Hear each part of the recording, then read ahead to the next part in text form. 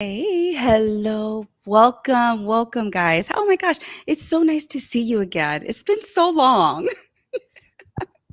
It has been beautiful, but you know what? Sometimes when life happens, you need to just reboot and revive and revigorate, Yes, I think rethrive. I don't know. everything, thrive now, replenish, right? And then recharge and then come back and do it all over again, but in a better just mindset. So, welcome everyone. Thank you so much. I've missed everyone out there. Thank you for the loving and support that you guys have given me throughout these months that we've been away. So, welcome to the first episode of the newly rebranded The Influencers Connection Corner, formerly known as Rocky's Connection Corner. But as you know, we a new year, new style, new things, correct? I love it. I love it. Exactly. You know what? I feel like you are really finding your voice more now over the course of the last year, girl. Like legit, it's so impressive to see you grow. And I think knowing yourself, right, really helps and all that. But even knowing yourself on LinkedIn, because even then, it's like another level, another layer. As you grow. So Yeah. Yeah. I'm so thrilled to be here, But beautiful. as always, that growth would not be possible without having the exact tribe that you need. And I know we alluded to this a little bit yesterday with Denise. Shout out, Denise, to you and the amazing talk that we had. Talking about authenticity and networking. And what better place to do it than LinkedIn? So shout out to you, love. Thank you so much. But today, oh my gosh, I have something, in my heart that I wanted to discuss. Company culture, hearts, heartbeat, just leading with heart. What does that mean to you, Sia? You know what? It is meaning. You know what? When you do anything in life, there has to be some purpose, meaning, so that you get something out of it. Mhm. And leading with your heart, to me, means being authentic to yourself, to know that whatever it is that you're doing, it has impact, real impact. Yes. And leading with heart and leading with kindness is definitely one of the things that has cemented myself, me on this platform. So I really, really, it's one of those things that finding other leaders who do that, it's amazing. So just to kind of bring, a quote that comes to mind is Simon Sinek's: customers will never love a company until the employees love it first. And that goes back to leading with heart, correct? 100. As a salesperson, let me tell you, I could not sell anything if I didn't believe in the company, right? The product, you can sell a widget, you can sell, a phone, or in my case, a broken brush if you want to, right? But Yeah. your clients are looking for people who are going to take care of them, who believe in this organization they're investing their money, hard earned money into. So 100% I agree with this. Mhm. I mean, look, people, like, if you don't believe, know, like, and trust whomever you're collaborating with, working with, whatever, there's a lot of unproductive work that happens as a Mhm, result. mhm, and a lot of unhappy people, when there's no heart, there's no passion, then there's like lost sense of purpose. So, and to Yeah. talk more about that, we have a special guest for the first time on this show. The inaugural show of the Influencers Connection Corner. I'm so thrilled to have her here today. So let's go ahead and roll the intro and then have her come and join us. So let's get ready for that. Let's do it, kids.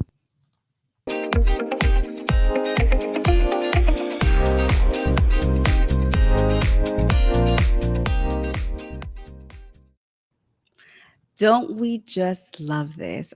We are so amazed. Thank you so much for joining us. The topic today is leading with heart. And our wonderful and amazing guest of the day is Miss Lyndsay Dowd. So let's go ahead and welcome her. Is she ready? I'm ready. Hey, Yay! ladies. So good to be here. Thanks for having me. I love it, Lindsay. Thank you so much for being here today. I know it's a Saturday, it's family time. Happy to do it. However, we are always leading with heart. So the Yes. message needs to get out there. So we're going to do it, right?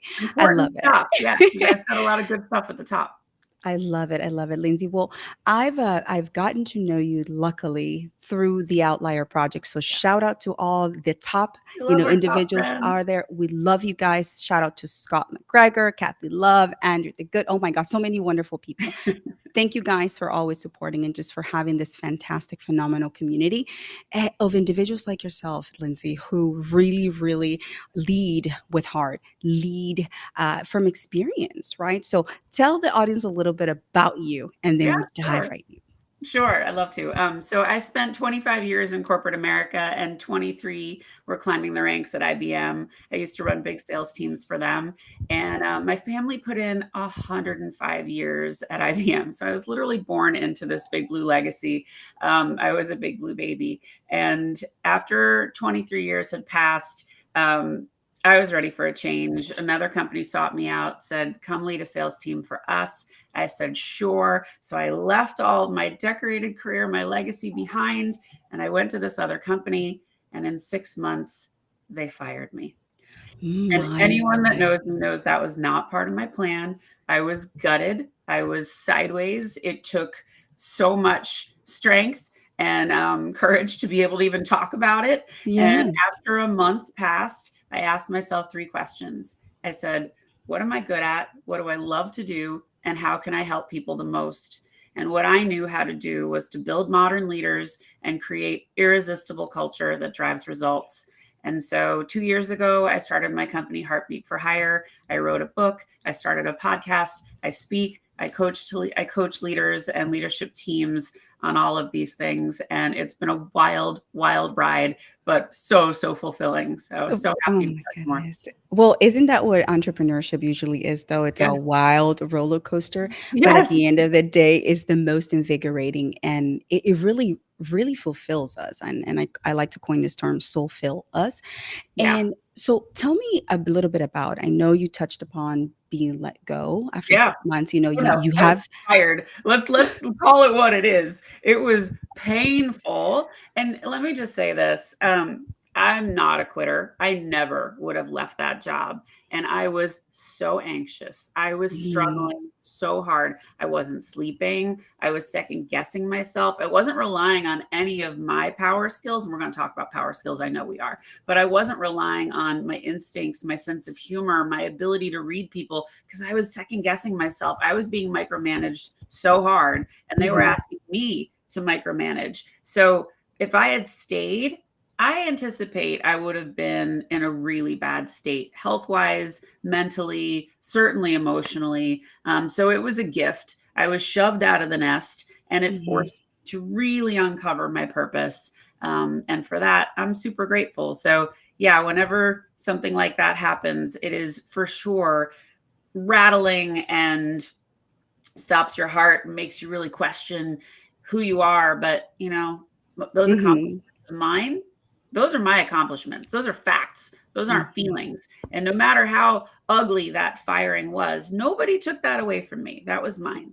So mhm. anybody that has been laid off or fired like me, this is not the end of your road. There is so much that we can do to kind of keep you in the game and remind yourself of your goodness. And we can talk about all that. Oh my goodness. Lindsay, I think you've touched upon so many different, little nuggets that we can definitely dive into. But the reality at the end of the day is people are going through this on a daily basis, and they may feel like they are alone out there in that journey. Yeah. You are not alone. And No, so we want to make sure that you understand that there are individuals out there who can help in that journey, who can help in guiding, who can help totally. actively helping, because at the end of the day, we are in this together. And I Oh, know I'm not trying to sound cliche, but it no, is, sure. we need to hear the words of encouragement that way. Well, and there's a few ways to do that. I mean, when you think about um, within the company, there's of course mentorships, there's business resource groups, there's trying to connect with people and network, and then outside of the company is of course LinkedIn, and I'm kind of a power networker, so I treasure my time with people, and that it's so nice to see everybody, guys. Thanks I for saying know. hi. Hi, Stephen. Hi, Deb Curtis. I see you. Hi, Lonnie. Anyway, I will tell you that LinkedIn has absolutely changed everything for me. I doubled down hard on it when I started my company. I had a good size network before I lost my job, but I wasn't paying attention to LinkedIn. I was like, every time I was mad because I got passed over for a promotion, I would go out to LinkedIn and I'm like, I'm going to find something new. And, that's not how it works. We all do Um, that. yeah, but I really got intentional about it. I mean, I'd been on it since like 2006, but I really became intentional with it over the last 2 years. And this is where I find my clients, my podcast guests, my referrals, my friends, my communities, like the Outlier Project. So it has really played a huge part in that. And for anybody that is a job seeker, please don't underestimate how important LinkedIn is to your journey. And there are so many people that want to help you. But can I just say one more thing about if you're in a company and you're struggling? Because the one thing that I want to talk about, we had something at IBM and I called it a culture of advocacy. And we did it really well. And I didn't realize it didn't exist in other places. But what this really was allowing executives to do what I called executive interviews. So you'd have somebody that's outside of your reporting chain, ideally someone, a few rungs beneath you, say, hey, I want to have a moment. Can we do 30 minutes, a coffee chat? I just want to hear more about you. You inspire me. And it gives them an opportunity to learn about somebody who's not on their team. And what this does is it exposes you in two ways. One, you're meeting someone you wouldn't normally get to meet. And two, you're really understanding the talent on your bench. So when you understand that you've got job openings, you can say, oh my gosh, I just talked to this person. She's fantastic. You need to talk to her. She'd be great for your role. So it exposes you in a good way, but it's a less formal mentorship program. It's just so good when you allow for that space. And leaders talk. They all want to know, like, do you know anybody that can fill this role? So when you're doing that kind of practice, you really do get to see people you wouldn't necessarily think about. Oh my gosh. I mean, like I said, oh, I don't know if I'm getting a little feedback there. No, you're good. Actually, Okay. I'm hearing you actually. That's so weird. Is it on your laptop? Yeah, it is on the laptop, but I think yeah. So we're good. We're good. But anyhow, I would like to, before carrying over with the conversation, I definitely would like to see where people are tuning in from. I know I usually ask that and I didn't. So please, guys, let us know where you're tuning in the world. I love it. We're celebrating International Women's Day yesterday. It was really nice to see where people were tuning in from. So please let us know. But yes, Lyndsay, it is very important to just siphon down on those things and find information. And I think you've hit the nail right on the head when it comes to that. So can you share with us a specific moment, a success story, for example, where, you've seen dramatic improvements in regarding to like workplace culture? It's important to remind people that culture is a feeling, and which makes a lot of old school leaders feel like it's fluffy and unnecessary. And I like to say that the whole world has changed around us. Our technology has changed. Our way we work has changed. We're all remote now. We all learned that through the pandemic. So everything around us has changed. Why wouldn't our leadership style need to change too? And so for the old school, usually the pale, male, and stale leaders that love to say, I've been doing it this way for 20 years. I'm so successful. Well, have you worked with a coach? Because the ones that do work with coaches, they get better and they think about things differently. And I want to jump into my favorite subject, which is if you are within earshot of this broadcast, we are retiring the phrase soft skills. We are replacing it with power skills. Soft skills undermines how important they really are. And power skills are tenets of modern leadership. So let me give you an example. So I was managing I was a client exec at IBM. I was managing a huge account. I had $150 million quota. And this account we had strings attached on every side. It was that we were business partners, we were competitors, and we were each other's clients. So we had to be really thoughtful about the things we did with this client. And I was presenting my plan to my boss. She was a new boss to me, but someone I had known for many years. And so I started to present my plan.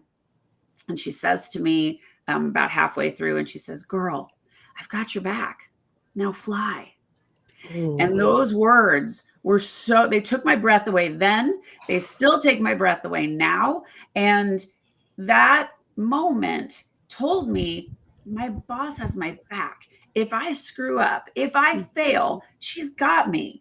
And so I, in turn, turned around to the 55 people that were on my team. These were not my direct reports. These were people that were all covering my same account. And I had to invite them to want to work in my space. I had to create the most fun, the most lucrative, the most connected space they could be, because they had choices. They could go work other places. But I turned that around and I basically said, you guys, we have an opportunity to think differently. We've got a way, we've got people cheering us on and saying, if we fail, they're here to help us. So what can we do differently? Who haven't we spoken with? What haven't we tried? And because I had that sense of support, we were unstoppable. We went and closed the largest deal any of us had ever seen. It was a $23 million deal. We changed the relationship between the client and my company. And it was so empowering. We crushed it. We made shit tons of money. I don't know if I can say that. Crap tons of money. Sorry. But we really changed the way we engaged with each other. And it was all stemming from that moment. So don't underestimate how impactful words can be when you are a leader. And hey, even if you're not a leader with direct reports, you still have an opportunity to lead. You still can influence people around you. And just like I said there, these people didn't report to me, but I had to really make them want to work with me. So they did. And we were weird and unconventional. And I loved that about us. Wow. And it really made a difference.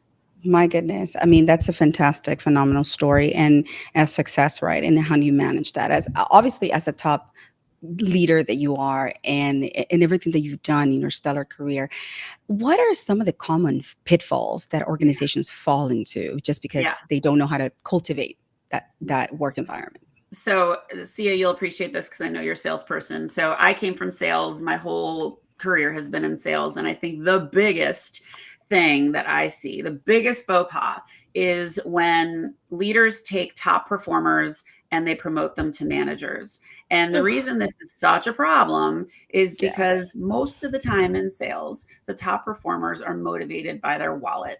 And that's not a bad thing. Great sellers can stay great sellers and have a super lucrative career. I had a rep, she was making $1 million commission checks, but she did not like people and she didn't care about people and she would have been the worst manager ever. So what happens when they put these people in positions of power? A few things occur. One, the top performer can't understand why their team doesn't get their method. And so they get frustrated. And so they micromanage. And then they want to fire people because the people don't understand what they're trying to do.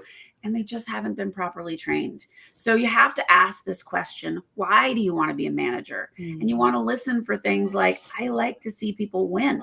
I think that I've learned how to create an environment where people feel a sense of trust and psychological safety, and giving us this opportunity for growth and to let people shine. That's what I love. That's why I want to be a leader. Now, someone might not say it exactly like that, but if they say, or they're implying it's the next stop on their career or the next rung on the ladder, yeah, it likely is. But if you are in charge and you are putting leaders in positions of power, be so thoughtful about who you're putting in those positions, because when you do damage as a toxic leader, that is very hard to unwind, and you will lose your top performers. You will be breeding a culture of mediocrity, and it is so hard to come back from that. I know, Sia. I know you were going to jump in. Go ahead. I want to say something, but my boyfriend decided to do the dishes in the background. I don't know if you can hear him. No. You know, what people need to understand when you do elevate and you move around promotions, just because you're the top performing person means you have the skill sets to be a top performing manager. It's totally two different skills. It's two different ways of It is. communication. I'm trying to talk over the dishes he's We doing. can't hear it. You're good. Okay, good. Because I'm laughing right now because I'm like over like speaking. But the assumption is just because you're good at sales and communication with your clients does not necessarily translate that you can communicate with the management team and executive management, that you can articulate the same things, you can drive and inspire a team. Yeah. It is power skills on a different level, right? Yeah. And Well, it sucks a little bit because for those that do desire, they are top performers because they're coin operated, as I like to yeah. say. You sometimes don't make as much as a manager. So it That's right. has to be a position of passion that you want to enable your team to succeed, because a lot of times those managers aren't making anywhere near as much as their quote employees. So And I that love that you really said gets me that. too. And I think one of the biggest things I advise leaders to do is, especially in sales, you always have your forecast calls, you have your business check-ins, but you need that extra time to get to know your people. And some of Yes. the questions you need to be asking, one of them, which I asked, it's a deeply humbling question, and you are admitting you don't know everything, but guess what? No leader does. So the question that you need to ask is, how can I be the best leader for you? And when you ask that question, you are going to get wildly different answers from everyone you ask. Some people are going to say, stay the hell out of my way, just be my escalation point. Others are going to say, can we do some role playing? Can we do some coaching? I don't think I'm doing this right. I think I'm missing something. Some people will say, I don't understand my job. I came over here from an acquisition. I was lopped on this team. I don't know what I'm doing. So you have to meet people where they are. But another question that you should be asking is, what do you think you're really good at? What are you known for? And what do you think you want to improve upon? When you understand those things, then you can delegate. You can give people opportunities to shine. And you can say, hey, I know you're really good at analytics, Rocky. Do you want to run point on this? I've got your back, and I'm going to have you present, but I'll be right with you. And I want to help you do an awesome job. I want people to know how good you are at this. When you give people that kind of autonomy, they will do anything for you. And I did this as a leader. I gave people so many opportunities to shine. And you know what? It made me a generous leader. All of these guys that think the ideas have to be mine, I need credit in order for me to be perceived as a great leader, you got it wrong. Your people are a direct reflection of you. And when they are doing something great, you look great. So Preach, sister, preach. Oh my God. I've stepped away from corporate America 7 years now. Damn, time flies. But I will say this. I want to give a shout out to Tim Lee, who's currently at Fortinet. I want to tell the world what an amazing manager, boss, whatever you want to call it, team lead, whatever. He was the best manager. We would be in meetings and he would be supportive of anything that I did, and I ran those meetings. And if there was the client, there was one particular individual who would just not accept me in a leadership role. So anytime that he had a question, he would look directly to my boss, and Tim would bring it right back and be like, Sia knows that answer. I don't. And I cannot tell you how empowering that gave me to say, hell yeah, this is my meeting.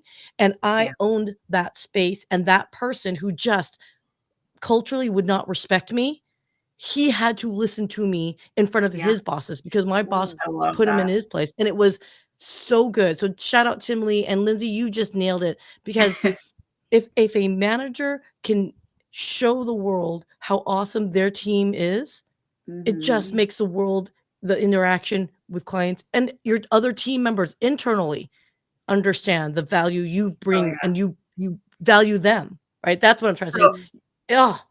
Maria Girl. Rouse just said something, and I can't read the comment anymore because it's scrolled, but she was talking, I think, about can you scroll up a little? I can't see it. To admit that you need more explanation. Yeah. And Okay. So here's the deal. Mhm. When you are a new leader, the best thing you could do, because you are likely replacing another leader, the best thing you could do is go on a listening tour. And the listening tour is to say, okay, guys, tell me what's working. What do you love about this team? What do you want to fix? Doesn't mean I'm going to fix everything, but I want to understand the culture, the politics, how you guys interact on the team, where you really want to see, look for improvement. Because when you are a new leader, here's what happens. If you are following a great leader, as soon as that leader leaves, there is this vacuum and people are stressed. They are concerned, they are scared, they don't know what's coming, and their lives could potentially change in a really negative way. So to come in, rather than say there's a new sheriff in town and this is the way I do it and it's my way or the highway, when you do that, you are breaking any tiny threads of trust that might just be there by nature of your title. Now, if you stop and you go on this listening tour and you ask, you're not making promises. You are listening. You are collecting information. You're getting everybody's take on how things are. And when you do that, you're smarter. You're showing up as empathetic. You're showing up as authentic because you don't have all the answers. And I always said as a leader, I'm not the smartest one in the room. You guys are in the trenches. You're hearing things that are different. How can I help us? What can we do differently? I want to hear your ideas. But those ideas will only come if there's trust and if there's psychological safety. And it's your responsibility as a leader to provide that. Oh my God. Okay, so I'm gonna have to like pause because you guys are rapid fire, like just going nuggets everywhere. It's like perpetual nuggets of wisdom being dropped here, y'all. Like no joke. So if we could do a whole series just on the items that we would just discuss, up to now. But for me, what I hear more than anything, what I hear is having that humility, remaining humble as a leader, saying, I don't know everything, but because of my team and the people who I have and that trust, I know that we can actually pull through together. We can make these things work. Now, one of the things, we talk about pre-pandemic, post-pandemic, but as we shifted to more remote work, do you think that actually affected how, the culture at work in our workplace? What would you say? I do. I do. And I think it forced leaders to think differently. I'll give you a great story. I had I had a team of about 85 people, and a lot of them were coming. I called them the island of misfit toys. They were coming from all different parts of the company. They didn't care about each other. They didn't know each other. They didn't want to know each other. They're like, you sell that weird stuff? I don't even know what that is. And they weren't making time for each other. And I saw this as an opportunity. I needed them to care about each other for a bunch of reasons. So what I did was I created a Kahoot. And if anybody's ever done a Kahoot, it's basically a multimedia quiz. They're very fun. But I asked all of the people on my team, I said, send me a little nugget about yourself that nobody else on the team knows. And so I had like 45 of these. And so I created this quiz. And one of the examples or one of the questions was, this person has visited every major ballpark in North America, but one. And they had 3 men and 1 woman to choose from. And so everybody guessed the men. And of course, it was Marsha.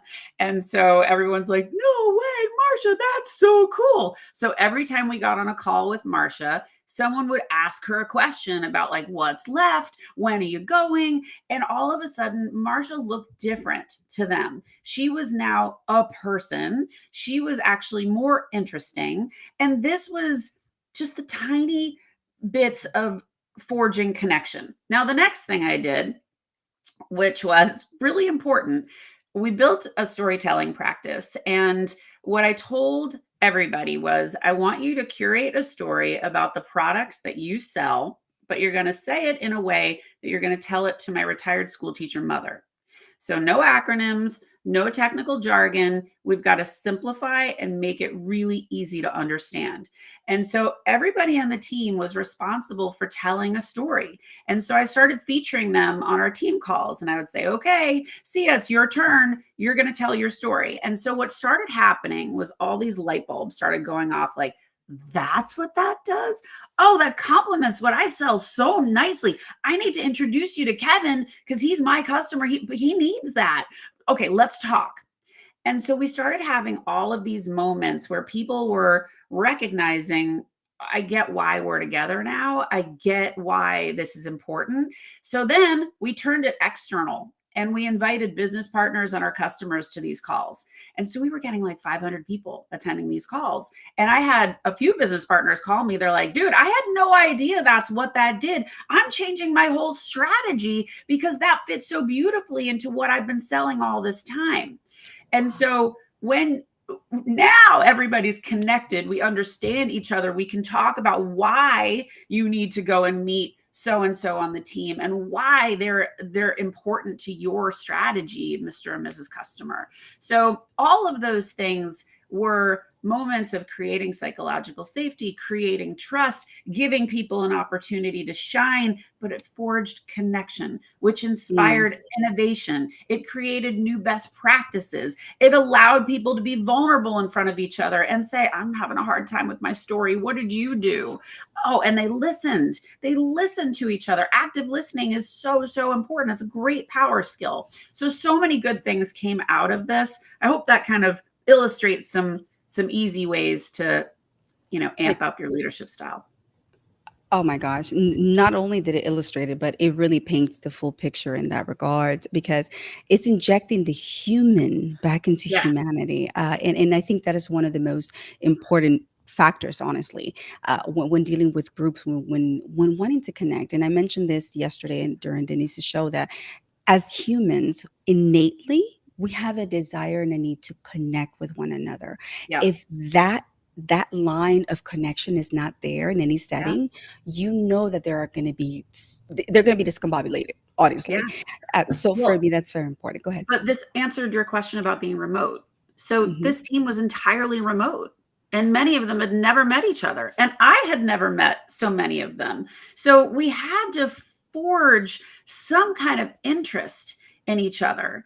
And that was really important. But all of that were cultural moves. That was all. And hey, I called my team Mavericks and Hustlers. They Oh, wore that like a badge. And we were weird and unconventional, and we did things differently. And everybody around me, all the men that were on either side of me running their own teams, are like, I don't know what Dowd's doing over there. It's weird. They've got storytelling programs, they've got things I've never heard of. I loved that. I was so proud. I thought that was like the coolest thing, to be weird. let's start reframing.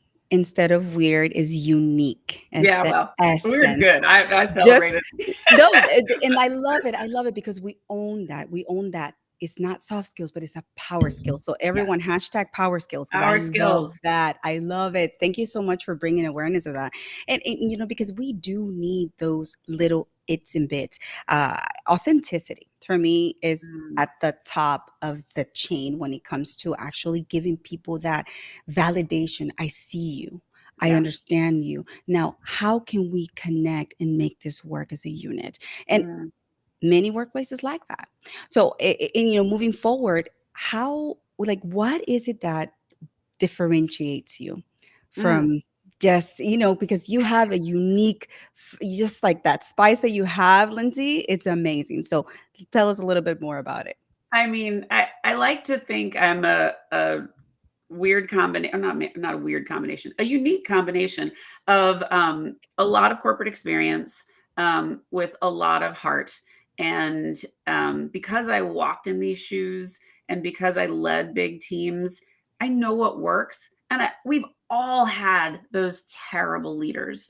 You learn more from the terrible than you do from the great. But in my book, I tell stories about all of it. And between my book and my podcast, being on shows like this, I'm trying to consistently illustrate how to do good leadership, what it feels like, what it looks like. And there's a lot of ways to do it.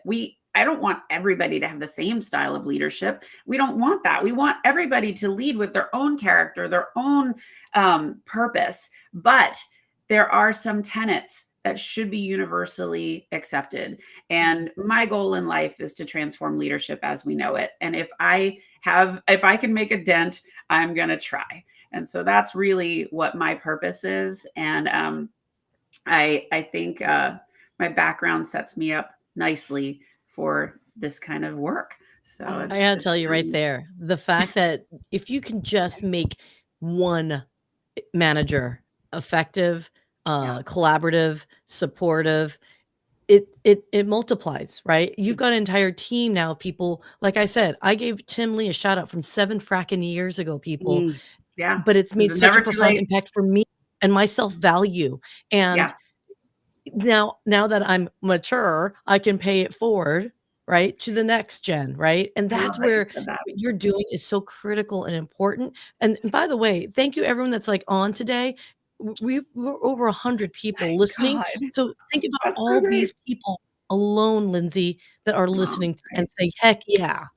That makes And me I really love that happy. storytelling that you just mentioned, because Yeah. I say this to everybody. Anytime you're a content creator, if you can connect an emotion to a Yeah. concept, people will relate and remember. And that Amen. to me, again, is a win too. So thank you, thank you. I'm like fangirling. And by the way, there's a lot of yes, folks here that are fangirling, fan mailing. Fan mailing? Is that even a word? Fanning me? wait, it is now. It is now. I'm making up terms. We're doing it. It's all good, but it's it's part of that what you would call for you irresistible, right? That irresistible culture that Yeah. so differentiates you. So what are some of those key elements, right, of that irresistible Um, culture that moving forwards? What are some of the things that you see being implemented? yeah. So let's first talk about free beer and ping pong tables. Hi. That is not culture. Those are perks. And you can do all the swag in the world. You can buy hats and backpacks and shirts. But if your company culture sucks, it's going Mm, right in the Goodwill bin. So if you are going to invest in those kinds of things, you better have all the other stuff in place first. And there are so many ways to change the culture that you're in. And Sia, you giving the shout out to Tim. Let me just mm, give everybody a little moment of homework. So I teach a LinkedIn workshop. And as I already said, LinkedIn is so, so vital to my success and the people around me. But one of the easiest things you can do to lift each other up is to write an unsolicited recommendation. So I would challenge all of you to go write a recommendation on LinkedIn for 3 people. Do it this next week. First of all, the person that's going to get that recommendation is going to be delighted. They're going to be overwhelmed. They're going to feel so touched that you thought of them, but they will also likely turn around and give you one in return.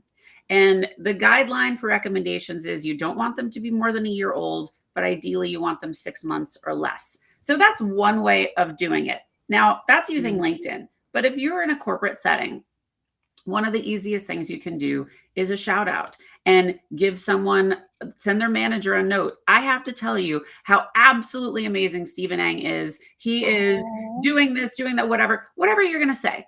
And everybody, this is a very important thing. Make a folder in your email. I called it pats on the back. You can call it kudos. You can call it awards, whatever you want to call it. And anytime you get one of those, it goes in that folder and send it home, because God forbid you get laid off, you lose it. So all of these things go towards something. It's a technique that I do when I coach, and we build our brag book.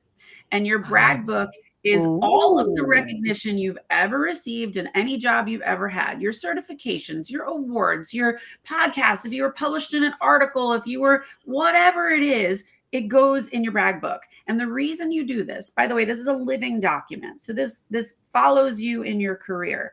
But the reason you do this is if you're interviewing, or if you're being Mhm. asked for a collab or a partnership, it is right there at your fingertips. Somebody says, hey, have you ever experienced da-da-da? Oh, actually, I did. In fact, let me tell you about it. And I got an award for that. Because when you are in the hot seat, you're not thinking clearly. You're not remembering all of your good things. And one more thing on this, these are facts.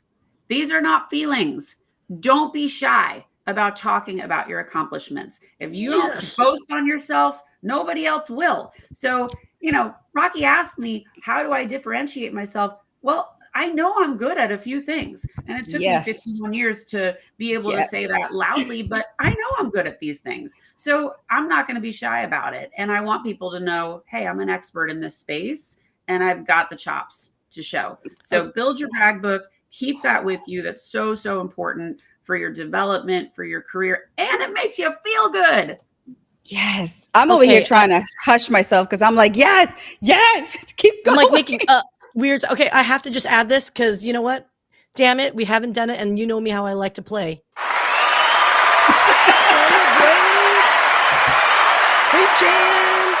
Preaching. All right. Yes. Yes. I love that brag. You know what it is? Because I have a saying, Lyndsay, and it's my own saying, and I don't care what anyone says. It's my own saying. All ships rise with the tide. When you celebrate others and you give them Right. that, just what you're giving is that attaboy, attagirl, whatever you want to call it, Yes. that one split second of appreciation, It's because huge. time is valuable. And when you give a thought to someone, that is so immeasurable. It's infinitely received for that Yeah. individual. Yep. But damn it, Yeah. you give them that serotonin rush of frack, yeah, thank you. Because sometimes Yes. we're not very gracious to our own selves. So as No. leaders, what I find fascinating Oh God. is that negative talk. Love yourself too, people. Give yourself an atta girl, atta boy, whatever you want to call it. Like, you know what? We don't see this enough. And some people call it like bragging. It's not bragging if you have accomplished something to say, "Hey, LinkedIn, I'm really proud that I did X." That's okay. Mhm. Celebrate yourself because we don't remember it. We're in our own worlds. So heck I yeah, love girl. Wait, one more I love time. that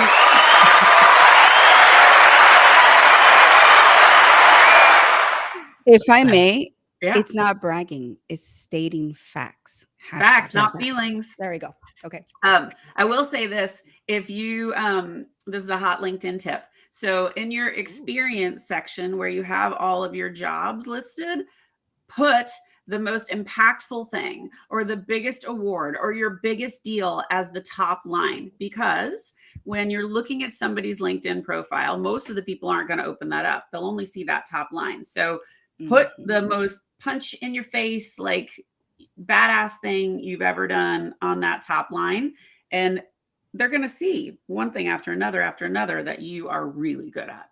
No, and you Mm, bring a very important point is because, people literally only have like 2.5 seconds or 3 seconds to actually see what you do and decipher Six. what you do Six. from Mhm. your headline. So it's important for you to drive that point, like nail it. And some individuals don't know this because they just look at LinkedIn in a non-traditional way, or in a traditional way, I'll just say Yeah. it's just a job site, right? Well, and your LinkedIn profile is your landing page. If Mhm. you are Googled, that is the first thing that is going to come up. So, but please, Yep. for the love of Pete, do not give up your banner to a skyline or a beach or, some pretty picture. That is a huge chunk of real estate. Own Yep. it. It's yours. And your headline is the most important piece of your entire LinkedIn profile, because that's what follows you around as you're commenting and engaging with other people. So give it some thought. And you guys, you are 360-degree humans. You Mhm. should not only say, I am vice president of development. You are so much more than that. I encourage you to add a little bit of personality, a little bit of personal stuff. Mine ooh. says I'm a mom of twins and I love wiener dogs, which I do. She's right behind me. But do you know how many people talk to me about that? I can't tell you. The first Yeah. time I meet people, they're like, I'm a twin, or oh my God, my brother's a twin, or look, whatever. Yep. And then the wiener dog things, it's just a way for people to connect. So It's people really love relatability. that. Yep. Yeah, no, I Thank love you. that. I love that you mentioned that, Lindsay, just because, again, people don't really think about it that way. They think that, they have to be like, oh, yeah, vice president of this, CISO of That's this. And I'm part like, of it. I was like, okay, that is your professional side, but what about you? I want to connect with you. Yeah, the transaction will come, but the connectivity is like leading with that. I always Yeah. say connection before transaction. It's one of the things that I lead by because it's so important, right? People will not do business with individuals they don't know, like, nor trust. So why not? Highlight as part of your headline as well. So I used to have salsa dancer. I'll teach you how to dance salsa. Put that Like back that was on like my there. life. I used to That's have a great. dancing lady.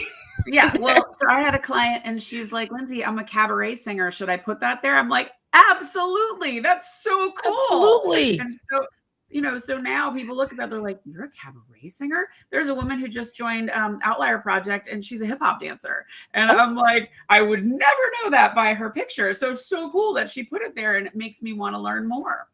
my goodness. Yeah, I used to tell Sia, I'm like, I love your headline. You have Tasmanian devil, it's like of creation. You should say creation. She's like, no, Raquel, that's too much. I was like, it's your Eh, personality. I know. I know. Yes, but I've been called many things, Raquel. Let's just leave it at that. But it's funny you should mention that because I actually added my name. I have in parentheses sleepy ears. And my boyfriend was like, "Why do you have sleepy ears on there?" And I said, "You know why?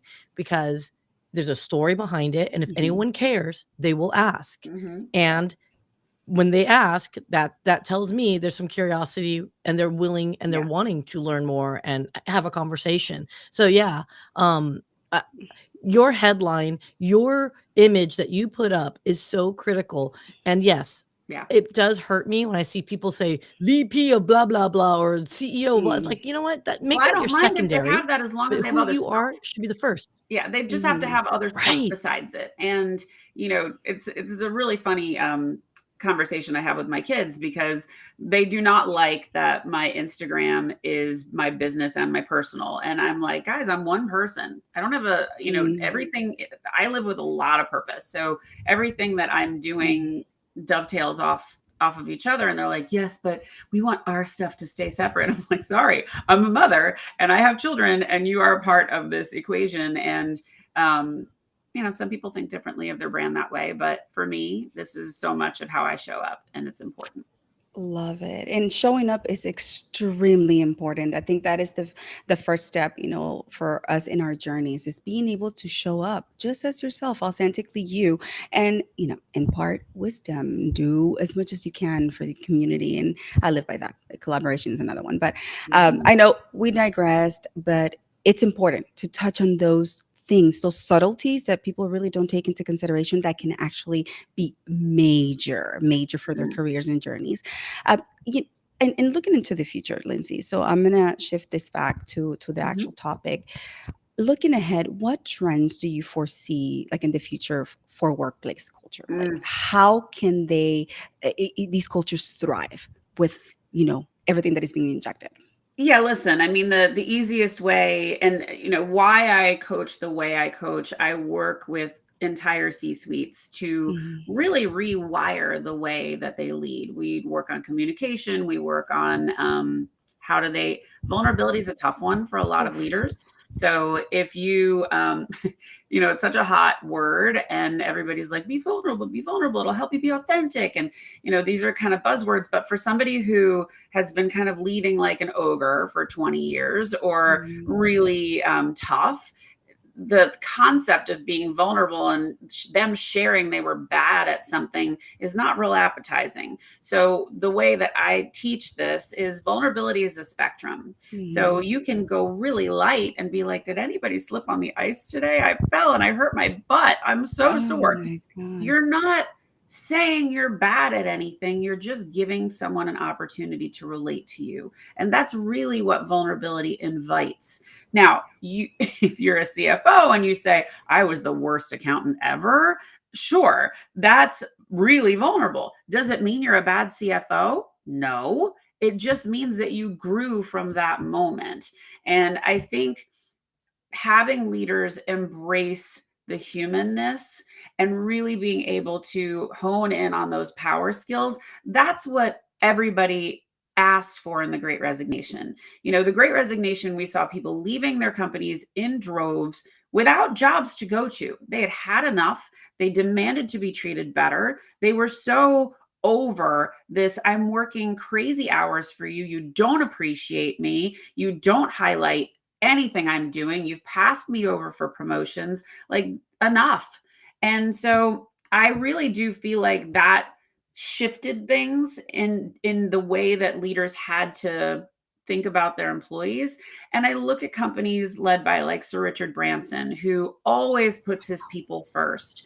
And when he takes care of his people, they take care of their clients. That is a modern leadership mindset. Simon Sinek talks about it all the time. Brene Brown talks about it in her own way. And when you really kind of focus on the heartbeats, not head count, that's a hashtag I always use. And you Love it. remember that there are people that you serve because you are serving people as a leader, whether you are a mid-level manager, a VP, an SVP, a GM, a C-suite, you are responsible to these people. And if you are so fractured away from your mission, you need to find a way to get back to that. So for me, what I look at as the trends that are changing, I think obviously the whole remote versus, in the office is a hot one. What I find really interesting about all of that is it's mostly led by men. These are men who, when you ask your employees, what do they need from you? I'm part of that sandwich generation. We take care of our parents, we take care of our children. Some of these people might answer, I need flexibility. If you can give me flexibility, I'll give you everything. And Mm, ask people what they need is super, super important. And sometimes it's really freaking easy to give them what they need. And this whole, like, you must be in the office in order to be doing a good job. It's such nonsense. It really, really is. And I'll tell you what's really happening here, because I just talked about this last night. There is a company I know very well. They demanded you must be in the office 3 days a week if you are a manager. So you know what happens? They badge in, they stay for 10 minutes, they leave, and they go work from home. So they're getting the credit for being in the office. They have the badge records, but is that doing anything good for anyone? mm, No. mm, It's counterintuitive. I mm. mean, it is so demoralizing to do bullshit, bullshit, hockey puck. And it's the weirdest thing that you say that, because wow, that kills your Yeah. vibe, man. That you can't kill morale faster when you don't enable someone to just let them be. Raquel and I talk about this all the time. Sure, there are some tasks in your job that are timely. Maybe if someone's waiting, if you're like part of the Yeah. chain and you got to kind of workflow it, right? But you know what? In this day and age, people, if you got to do your job at 2 in the morning because that's the time your brain activates, Mhm. I don't give a crap. Like, as long as it's done, you know what I mean? If your kid has a recital, I don't want you to work while your kid has a recital. Like that, just Yes. Yeah. girl, you are just Well, so I have a really oof. good friend, Jody Thompson, and she does what I do as well. And she actually commissioned a study where they measured cortisol in both the employees and their families, from those who were working from home and had autonomy versus in the office. And the results were really mind-boggling, in a good way, for remote work. People were much more at ease. They were much healthier than the ones that were forced to come into the office. And I mean, it's not a hard Wow. conclusion to draw, but it's really impressive when it's backed with science that it's not the answer to everything. And she's writing a book called The Autonomy Economy. It's not out yet, but Mhm. give your people the Ooh, space to do the jobs they were hired for. They will Wow. shine. They will do the things that you need them to do. They will show you loyalty. And in a world where mm. there is no more company loyalty and people don't quit companies, they quit managers, you need that from your people. You need to build that trust. Trust is your currency. And if you don't have that, you don't have much. Truth bombs, perpetual on steroid. I'm telling you, Lindsay, I don't know. He's like, we're just dropping. You can write a book, an entire book, just basically on what you just said in these last 50 minutes, y'all. I did. Wow. So yes, you could write another one. Let's tell us a little bit about your book and where we can find it. Sure. Just because it's an amazing. I mean, the nuggets that you deliver there and the value is just unmatched. Well, thank you. The book is called Top Down Culture: There you Revolutionizing go. Leadership to Drive Results. And the whole point of all of this is results. I mean, having a good feeling of where you work is nice, but if it doesn't make people perform, what's the point? Oh, there. So the Mhm. book is ripe with stories, tons and tons of stories of the good, the bad, and everything Mm, in between. But I really wanted to illustrate what good leadership looks and feels like and what not to do. And so it's my methodology. It was very easy to write. I had so much material. And it is, one more way for people to find how to do this, how to change the way they're doing it. And guys, it's not hard. It's human. Think mm. of how you want to be led and be that leader. And you don't need to be a people leader to do that. So the book you can get on Amazon. I think we throw the QR code up there. Yes. I'd love you to check it out.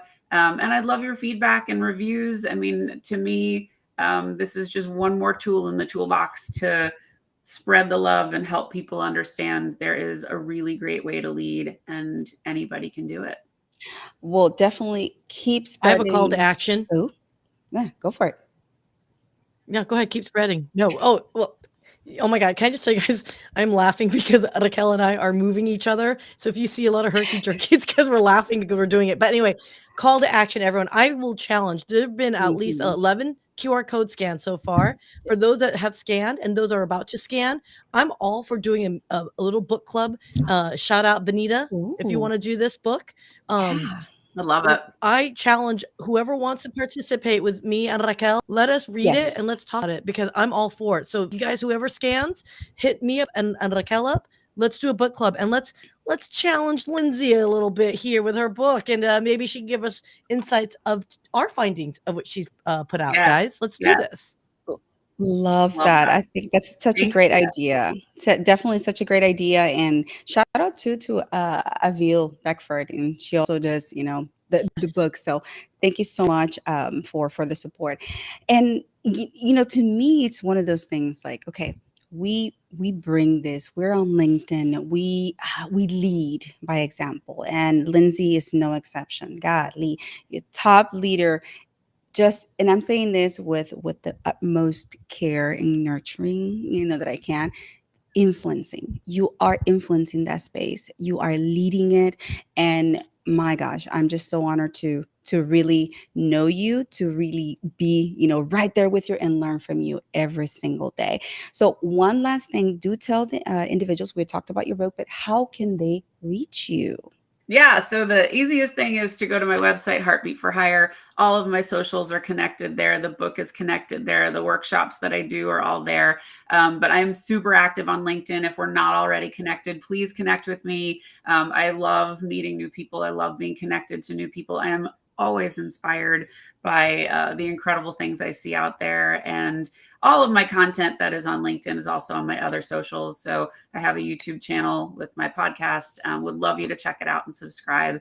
That is the best way to support an entrepreneur. So whether it's writing a review, subscribing to a YouTube channel, I don't think people that are not entrepreneurs fully understand this, but those things are so meaningful. Reviews Mhm. are so meaningful. And if you liked what you heard, show some love. It is so appreciated, honestly. And for anybody with a YouTube channel, you know this. But when you get to 1,000 subscribers, you can monetize. So Yes. I'm on this push. I'm told daily by a lot of people that my SEO isn't up to snuff and I've got all these backlink problems. Oh, well, but it's there and it's great content. And I think we tell some really great stories. So I hope they inspire you.